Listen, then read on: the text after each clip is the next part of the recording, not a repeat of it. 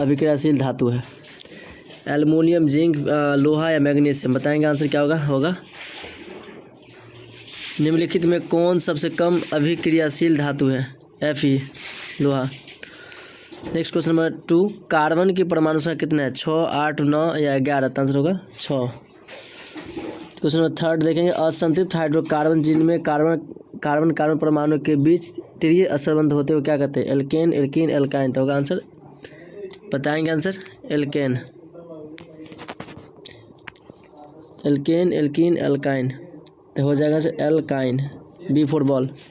Next question number 4, ethanol के क्रियाशील मूलक क्या है? एथेनॉल, OH, CHO, COOH या CO? तो एथेनॉल का होता है OH।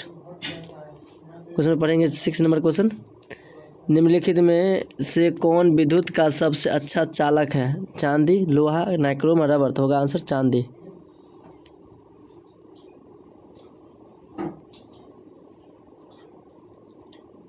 क्वेश्चन में पढ़ेंगे 7, विद्युत धारा के चुंबकीय प्रभाव का खोज किसने किया था? फैराडे, ऑर्स्टेड या एम्पियर या बोर?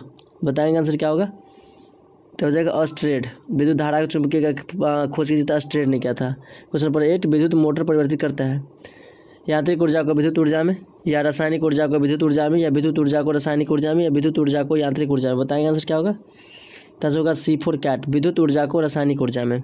क्वेश्चन पढ़ेंगे 9, जब पश्चिम की ओर प्रक्षेपित कोई धनावेशित कण अल्फा कण किसी चुंबकीय क्षेत्र द्वारा उत्तर की ओर विक्षेपित हो जाता है तो चुंबकीय क्षेत्र की दिशा क्या होगी? दक्षिण की ओर, पूर्व की ओर, अधोमुखी या ऊपरमुखी? बताएंगे आंसर नंबर। तो आंसर होगा ऊपरमुखी, D for dog. Question number पढ़ेंगे 10, हमारे घरों में जो विद्युत आपूर्ति की जाती है वह है 220 वोल्ट प्रतिष्ठ धारा, 12 वोल्ट प्रतिष्ठ धारा या 220 वोल्ट प्रत्यावर्ती धारा या 112 वोल्ट पर प्रत्यावर्ती धारा? बताएंगे आंसर। क्वेश्चन नंबर 10 का आंसर होगा C4 कैट, 220 वोल्ट पर प्रत्यावर्ती धारा। नेक्स्ट क्वेश्चन पढ़ने वाले हैं 11 से क्वेश्चन पढ़ेंगे।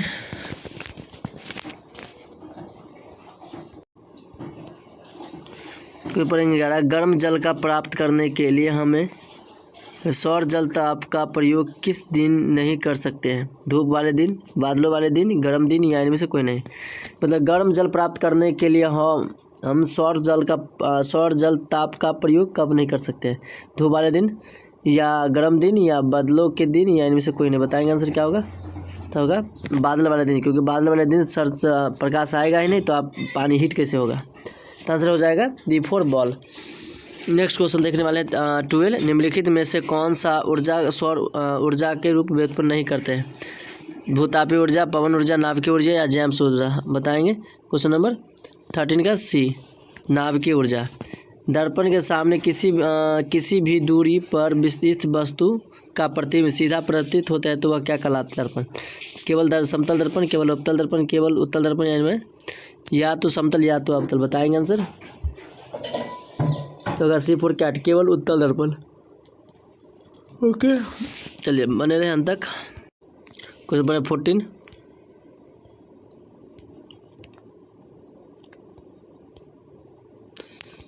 किस कार का अग्रदीप में प्रयुक्त दर्पण निम्नलिखित में से कौन सा है? अवतल दर्पण, उत्तल दर्पण, समतल दर्पण या समतल दर्पण, अवतल दर्पण, दोनों?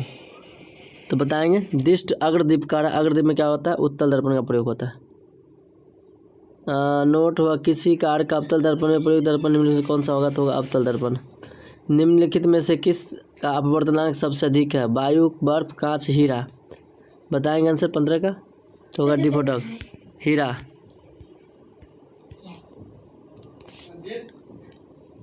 क्वेश्चन नंबर 16, निम्नलिखित में से किस लेंस को अभिसारी लेंस भी कहते हैं? उत्तल लेंस, अवतल लेंस, उत्तल अवतल दोनों, इनमें से कोई नहीं? तो बताएंगे क्वेश्चन नंबर 16 का उत्तल लेंस कहते हैं। निम्नलिखित में से कौन उभयलिंग है? केचुआ, मेढक, मछली या कछुआ? तो उभयलिंग हो जाएगा, आप बताएंगे 17 का A फॉर एप्पल।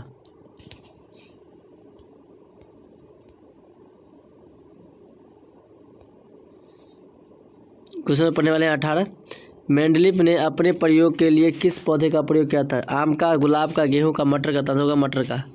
निम्न में से कौन एक अपश्लेषीय अंग है? रीढ़ की हड्डी, अंगूठा की हड्डी, कान की हड्डी या एपेंडिक्स? बताएंगे आंसर। क्वेश्चन नंबर 19 डी होगा अपेंडिक्स।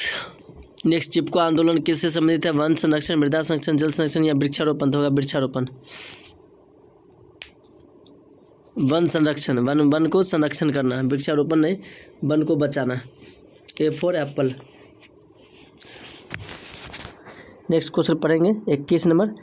निम्नलिखित में से कौन लेंस का अपवर्धन m होता है? v by you, u by v, v by you minus v by you. Answer बताएंगे क्या होगा 21 का?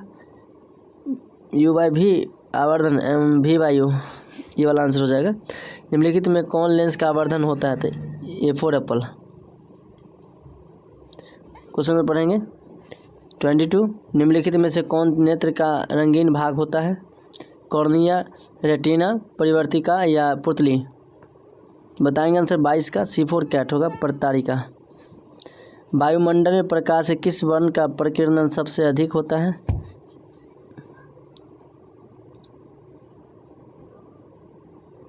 बैगनी होना चाहिए, बैगनी नहीं तो चलो नीला मार लेंगे इसका आंसर।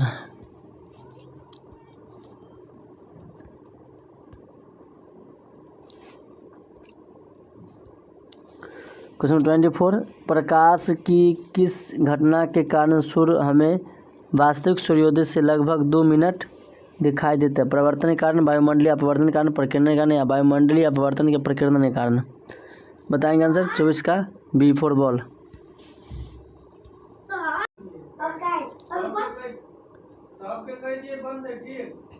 आधुनिक आवर्त नियम के अनुसार तत्वों के गुणधर्मों निम्नलिखित में से किसके आवर्धन फलन होते हैं? तो बताएंगे आंसर 25 नंबर क्वेश्चन का। परमाणु द्रव्यमान, परमाणु संख्या, तो परमाणु संख्या।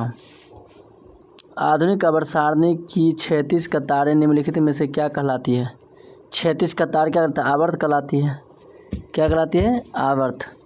Question number 27। लोहे के फ्लाइंग पेन को जंग से बचाने के लिए निम्न में से क्या कौन सी विधि उपयुक्त है? ग्रीस लाकर या पेंट लगाकर या जिंक की परत चढ़ाकर या इनमें से सभी? बताएंगे क्वेश्चन नंबर 27 आंसर होगा जिंक की परत चढ़ाकर, जिंक की परत चढ़ाकर।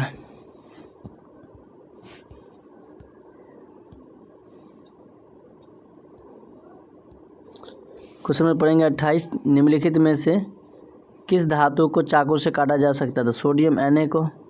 आप लोग कमेंट करके बताएं कि किस धातु को चाकू से काटा। हो गया सोडियम, लेकिन सोडियम का परमाणु संख्या कितना बताए, कमेंट कीजिए।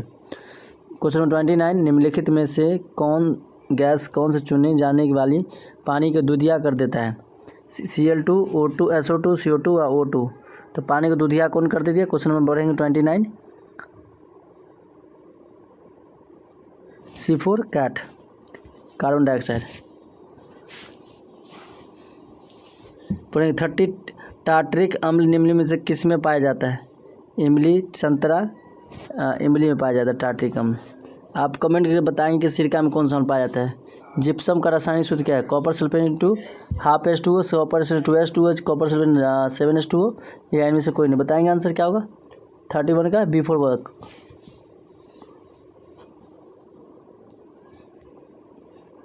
CSO4 into half H2O।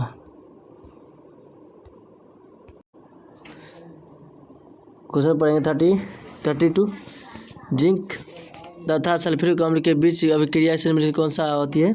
32 बताएंगे आंसर क्या होगा 32 C4 cat H hydrogen. Iodine कमी से कौन सा मधुमेह रोग होता है? आयोडीन कमी से कौन सा घेघा रोग होता है? निम्नलिखित में पिट्यूटरी ग्रंथि से निकलने वाले हार्मोन को होता है वृद्धि हार्मोन। अमीबा में अलैंगिक विचलन की किसके होता है? जो होता है बताएंगे 35 का आंसर विखंडन द्वारा होता है। फूल का कौन सा भाग फल में बदल जाता है? तो अंडा से।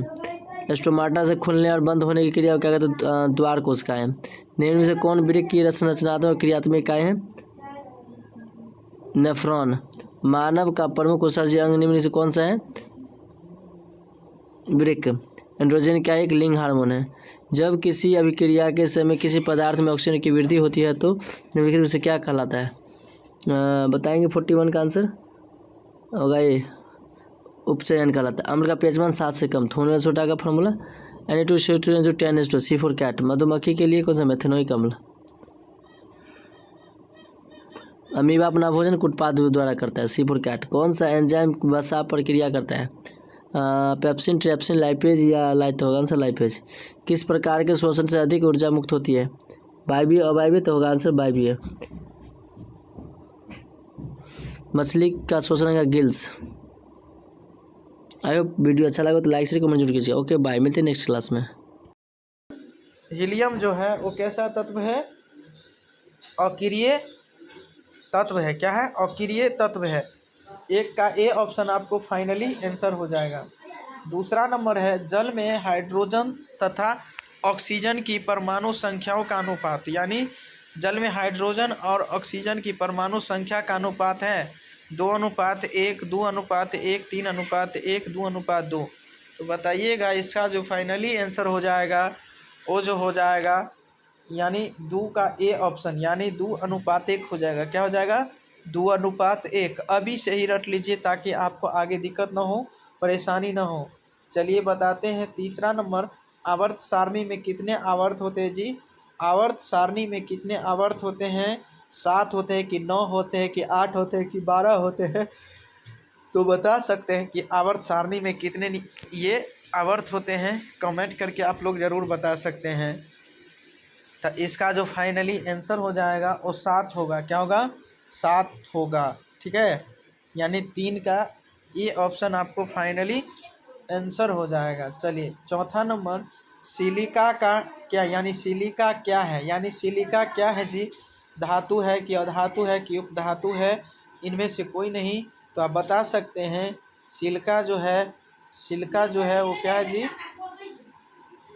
उपधातु है। क्या है, उपधातु। यानी आपको 4 का सी ऑप्शन आपको फाइनली आंसर हो जाएगा। ठीक है, तो मेरे प्यारे दोस्त ऐसा वीडियो पाने के लिए हमारे साथ कंटिन्यू जुड़े रहें और साथ ही साथ इसे सब्सक्राइब कीजिए, लाइक कीजिए, कमेंट कीजिए, शेयर कीजिए। ठीक है, चलिए अगला नंबर क्वेश्चन पे ध्यान दीजिएगा। चलिए आपका अगला नंबर क्वेश्चन है कि OH का क्रियाशील मूलक कौन है। कीटोन है, एल्डिहाइड है, अल्कोहल है, इनमें से कोई नहीं। तो बताइएगा 5 का जो फाइनली आंसर हो जाएगा एल्डिहाइड। क्या हो जाएगा, एल्डिहाइड हो जाएगा। 5 का बी ऑप्शन आपको फाइनली आंसर हो जाएगा। चलिए 6 नंबर क्वेश्चन, प्रकृति में ऑक्सीजन का संतुलन कैसे बना रहता है, यानी प्रकृति में ऑक्सीजन का संतुलन कैसे बना रहता है। संयोजन क्रिया, प्रकाश संश्लेषण, अपघटन, इनमें से कोई नहीं। तो बताइएगा 6 नंबर क्वेश्चन इसका फाइनली आंसर हो जाएगा बी ऑप्शन। क्या हो जाएगा जी, प्रकाश संश्लेषण। क्या होगा, प्रकाश संश्लेषण हो जाएगा। ठीक है, चलिए अगला नंबर है, पौधों में श्वसन क्रिया के अंतर्गत यानी एडीपी के टूटने से कितनी ऊर्जा मुक्त होती है जी। 3.5 kg प्रति मोल, 305 kg प्रति मोल, 3.5 kg प्रति मोल, इनमें से कोई नहीं। तो बताइएगा इसका जो फाइनली आंसर होगा वो जो हो जाएगा कितना, 3.5 kg मोल। क्या होगा कि 3.5 kg प्रति मोल हो जाएगा आपको, यानी 7 का डी यानी सी ऑप्शन आपको फाइनली आंसर। चलिए 8 नंबर क्वेश्चन है कि मानव हृदय में कितने कोष्ठ होते हैं। मानव हृदय में कितने कोष्ठ होते हैं जी, 2, 8, 1, 4। तो बता सकते हैं मानव हृदय में जो होते हैं वो कितने होते हैं, 4 होते हैं। कितने कोष्ठ, 4 कोष्ठ होते हैं, यानी आपको 8 का डी ऑप्शन आपको फाइनली आंसर हो जाएगा। चलिए मानव हृदय का औसत प्रकुंचन दाब है लगभग क्या है, 120 mmHg, 150 mmHg, 90 mmHg, इनमें से कोई नहीं।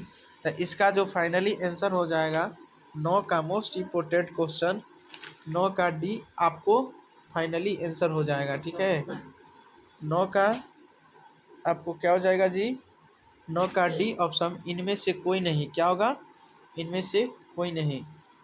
चलिए 10वां नंबर क्वेश्चन, पौधों में वाष्पोत्सर्जन किस भाग में होता है, जड़ में, तना में, पत्ता में, फूल में। तो बताइएगा इसका जो फाइनली आंसर हो जाएगा आपको यानी पत्ता में, किस में होता है जी, पत्ता में, यानी 10 का सी ऑप्शन आपको फाइनली आंसर हो जाएगा।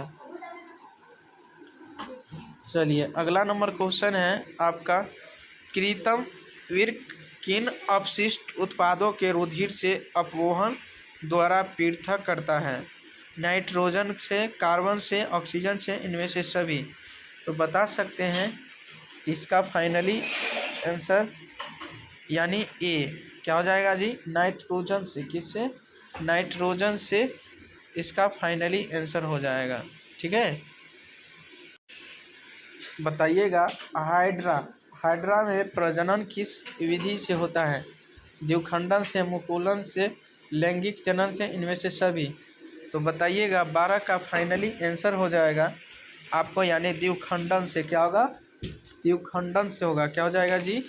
द्विखंडन से हो जाएगा, यानी 12 के आपको फाइनली आंसर हो जाएगा, यानी ए ऑप्शन। 13 नंबर क्वेश्चन है आपका कि किसी माध्यम के अपवर्तनांक न्यू का मान होता है साइन आई बटा साइन आर, साइन आई बटा आर, साइन आई गुने sine r, sine i plus sine r. तो इसका जो फाइनली आंसर बताइएगा जी 13 नंबर क्वेश्चन का बी ऑप्शन। क्या होगा? साइन आई बटा साइन आर। क्या हो जाएगा जी? साइन आई बटा साइन आर आपको फाइनली आंसर हो जाएगा। चलिए 14 नंबर क्वेश्चन के बारे में, दाढ़ी बनाने में कौन दर्पण उपयुक्त है? यानी दाढ़ी बनाने में कौन दर्पण उपयुक्त होता है? समतल दर्पण, उत्तल दर्पण और अवतल दर्पण, इनमें से कोई नहीं। तो दाढ़ी बनाने के लिए किस दर्पण का उपयोग किए जाते हैं? अवतल दर्पण को, यानी 15 का सी ऑप्शन आपको फाइनली आंसर हो जाएगा। 15 का सी ऑप्शन आपको फाइनली आंसर हो जाएगा, अवतल है। ठीक है, चलिए 15 नंबर, स्पेक्ट्रम में किस रंग की किरण का झुकाव अधिक होता है? यानी स्पेक्ट्रम में किस रंग की किरण का झुकाव अधिक होता है? लाल का, हरा का, पीला का, बैंगनी का। तो बताइएगा इसका जो फाइनली आंसर हो जाएगा जी 15 का, यानी ए, यानी लाल का। किसका? लाल का। इसका बैंगनी का झुकाव जो होता है ना, और लाल होता है। ठीक है, चलिए 16 नंबर क्वेश्चन रहा, विद्युत फ्यूज विद्युत धारा किस प्रभाव पर कार्य करता है? बताइएगा जी इसका जो फाइनली आंसर होगा कि ऊष्मीय होगा, कि चुंबकीय होगा, कि रासायनिक, कि इनमें से कोई नहीं। तो इसका फाइनली आंसर आप बता सकते हैं 16 का फाइनली आंसर, यानी ऊष्मीय ऊर्जा। क्या हो जाएगा जी? ऊष्मीय ऊर्जा होगा। क्या होगा? ऊष्मीय ऊर्जा हो जाएगा। चलिए 17 नंबर क्वेश्चन पे ध्यान दीजिएगा। 17 नंबर, किस कुंडली का प्रतिरोध ज्ञात करने के लिए सूत्र है? यानी आर बराबर भी गुने आई, आर बराबर आई बटा भी, सी में आर बराबर भी बटा आई, आर बराबर भी माइनस आई। तो इसका फाइनली आंसर 7 का, ध्यान दीजिएगा 17 का फाइनली आंसर हो जाएगा आपको, यानी आर बराबर भी बाई आई। क्या हो जाएगा? आर बराबर भी बाई आई फाइनली आंसर हो जाएगा। ठीक है, चलिए डायनेमो से किस प्रकार की धारा प्राप्त होती है? यानी डायनेमो से किस प्रकार का की धारा प्राप्त होती है जी? बताइएगा 18 नंबर क्वेश्चन का आंसर, यानी इसका फाइनली आंसर हो जाएगा जी वो सी हो जाएगा। क्या हो जाएगा? सी, यानी दोनों धाराएं से, यानी प्रतिवर्ती धारा से भी, दृष्टि धारा से भी होगा। इसका 18 का सी ऑप्शन आपको फाइनली आंसर हो जाएगा। ठीक है, 19 का ध्यान दीजिएगा कि डेंगू उत्पन्न करने वाला मच्छर किस तरह के जल में रहता है? साफ जल में, गंदा जल में जी, खारा जल में जी, मृदु जल में जी। तो इसका जो फाइनली आंसर हो जाएगा बी, यानी डेंगू उत्पन्न करने वाला गंदा जल में ही रहता है। किस में? गंदा जल में ही उत्पन्न रहता है। ठीक है, चलिए 20 नंबर, निम्नलिखित में से कौन बायोगैस का ईंधन का स्रोत नहीं है? लकड़ी जी, या गोबर जी, या नाभिकीय जी ऊर्जा, या कोयला जी। तो बताइएगा इसका जो फाइनली हो जाएगा गोबर यानी गोबर गैस क्या हो जाएगा?